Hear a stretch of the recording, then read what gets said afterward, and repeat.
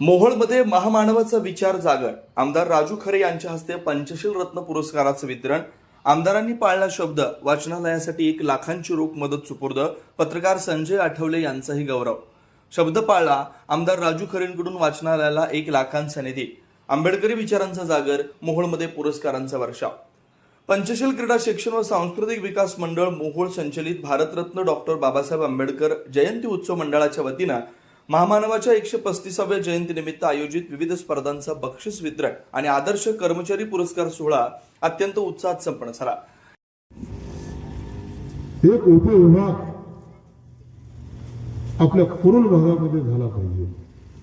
ते कमीत कमी 10 वेळा माझ्याकडे आले आणि माझ्या डोक्यामध्ये त्यांनी ती संकल्पना सांगितली की हे का होणं गरजेचं आहे. लगेच मी ताबडतोब त्याची पत्रव्यवहार चालू केला. मी ऊर्जा मंत्र्याला भेटलो, मुख्यमंत्र्यांना भेटलो, शिंदे साहेबांना भेटलो आणि जगताप साहेब 6 महिन्यापूर्वी अथक प्रयत्नानंतर कुरुलमध्ये आपल्या 40-42 गावासाठी एक MSMEचा उपविभाग मंजूर केला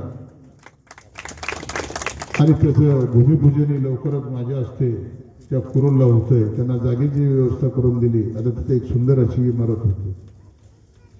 सांगण्याचा उद्देश एकच आहे की काम करण्याची धमक तुमच्यामध्ये पाहिजे.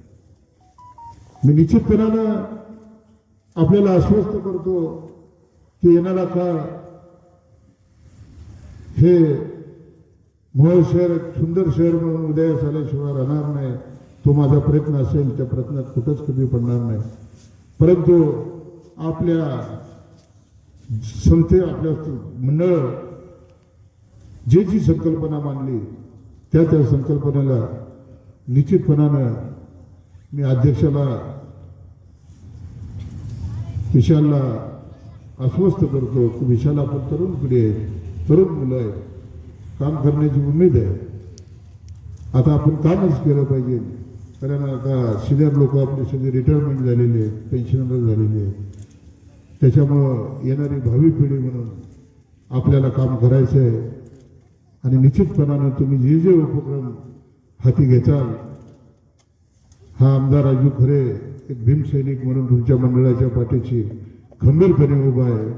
तन मन धनानं जी बी काही मदत लागेल ती सगळी मदत या मंडळाला केली जाईल हा शब्द मी आपल्याला देतो.